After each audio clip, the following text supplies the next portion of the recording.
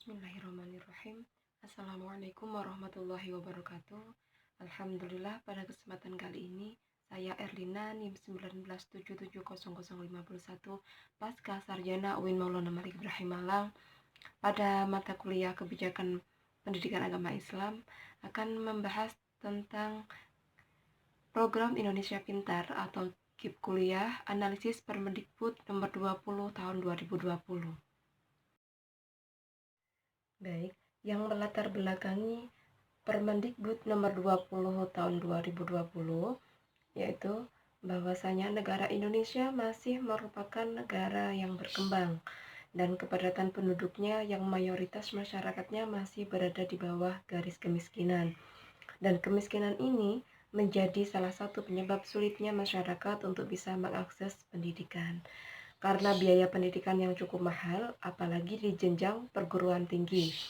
Sebagaimana dalam Undang-Undang Dasar 1945, Pasal 31 ayat 1 yang menyatakan bahwa pendidikan adalah hak setiap warga negara, maka negara wajib memberikan pelayanan pendidikan yang memadai dan non-diskriminatif. Di sisi lain, pendidikan juga menjadi hal penting untuk memajukan sebuah bangsa.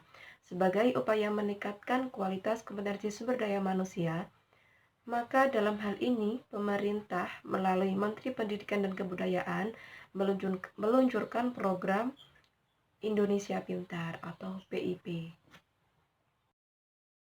Bagaimana yang diungkapkan Presiden kita Bapak Joko Widodo, pemerintah tidak ingin ada anak Indonesia yang tidak bisa kuliah hanya karena terkendala urusan biaya. Maka dari itu dikeluarkanlah KIP kuliah. Selanjutnya terkait pengertian dari program Indonesia Pintar itu sendiri, Permendikbud nomor 20 tahun 2020 mengatakan bahwasanya program Indonesia Pintar yang selanjutnya disingkat PIP adalah bantuan berupa uang tunai, perluasan akses, dan kesempatan belajar dari pemerintah yang diberikan kepada peserta didik dan mahasiswa yang berasal dari keluarga miskin atau rentan miskin untuk membiayai pendidikan.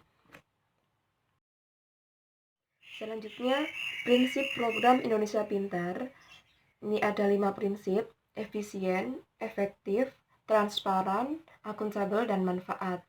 Efisien yang pertama, menggunakan dana dan daya yang ada untuk mencapai sasaran yang ditetapkan dalam waktu singkat, cepat, dan dapat dipertanggungjawabkan. Selanjutnya efektif, yaitu sesuai dengan kebutuhan yang telah ditetapkan dan dapat memberikan manfaat yang sebesar-besarnya sesuai dengan sasaran yang ditetapkan.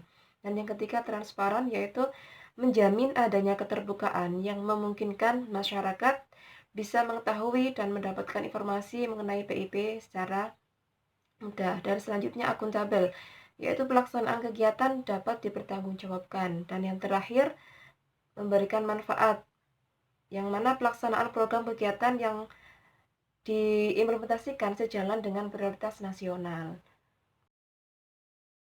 Selanjutnya, prinsip program Indonesia Pintar. Ini ada 5 prinsip: efisien, efektif, transparan, akuntabel, dan manfaat. Efisien yang pertama, menggunakan dana dan daya yang ada untuk mencapai sasaran yang ditetapkan dalam waktu singkat, cepat, dan dapat dipertanggungjawabkan. Selanjutnya efektif, yaitu sesuai dengan kebutuhan yang telah ditetapkan dan dapat memberikan manfaat yang sebesar-besarnya sesuai dengan sasaran yang ditetapkan. Dan yang ketiga transparan, yaitu menjamin adanya keterbukaan yang memungkinkan masyarakat bisa mengetahui dan mendapatkan informasi mengenai PIP secara mudah. Dan selanjutnya akuntabel, yaitu pelaksanaan kegiatan dapat dipertanggungjawabkan. Dan yang terakhir memberikan manfaat, yang mana pelaksanaan program kegiatan yang diimplementasikan sejalan dengan prioritas nasional. Selanjutnya, siapa saja yang diprioritaskan menerima KIP kuliah ini? Yang pertama adalah mahasiswa pemegang Kartu Indonesia Pintar atau KIP. Yang kedua, mahasiswa dari keluarga miskin. Yang ketiga, mahasiswa dengan keterbatasan akses atau afirmasi. Dan yang keempat adalah mahasiswa yang terkena bencana atau konflik atau kondisi khusus.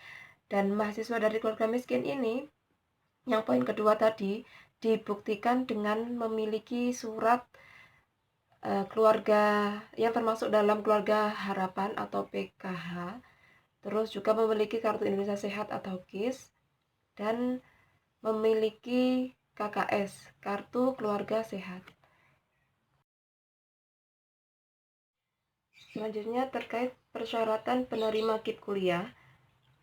Yang pertama adalah lulus seleksi penerimaan mahasiswa baru di PTS atau PTN pada prodi dengan akreditasi A atau B, serta dimungkinkan prodi dengan akreditasi C dengan pertimbangan tertentu.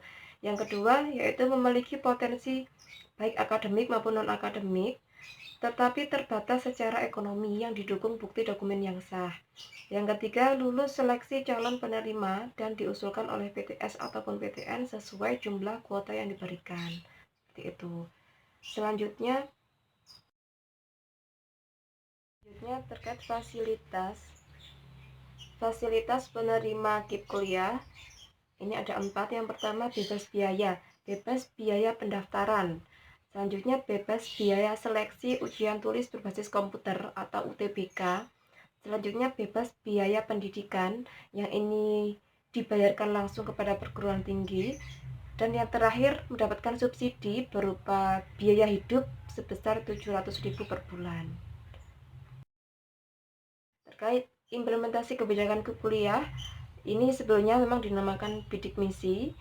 Terus pada tahun 2019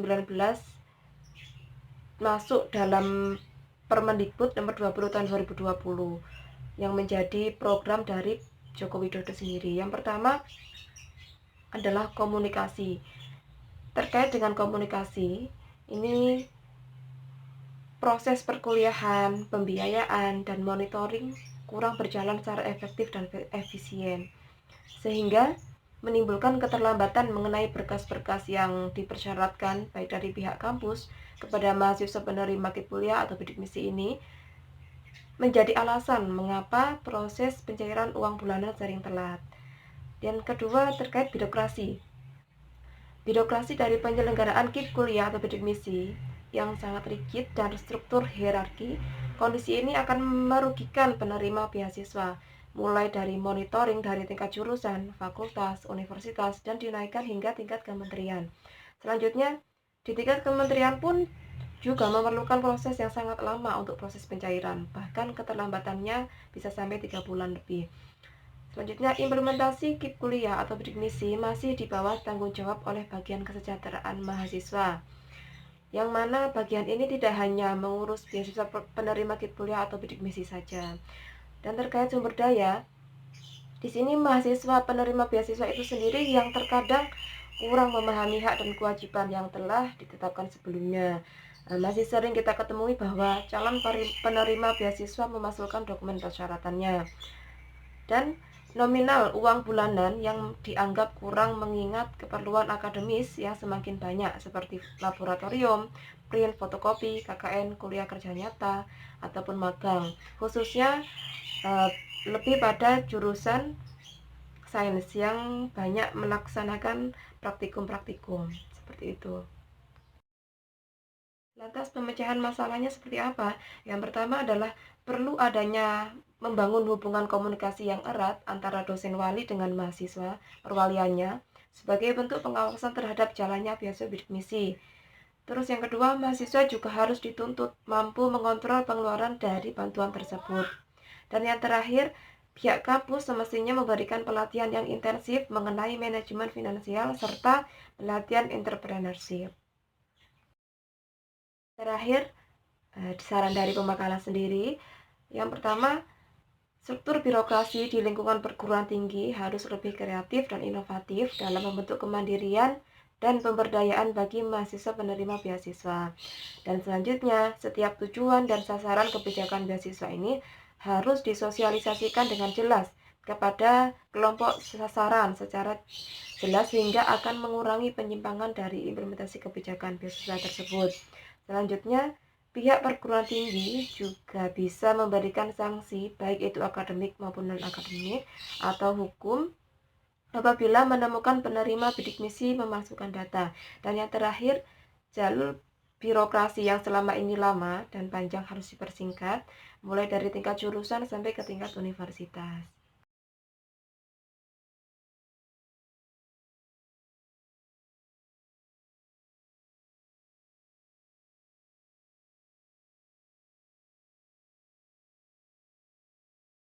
Wassalamualaikum warahmatullahi wabarakatuh.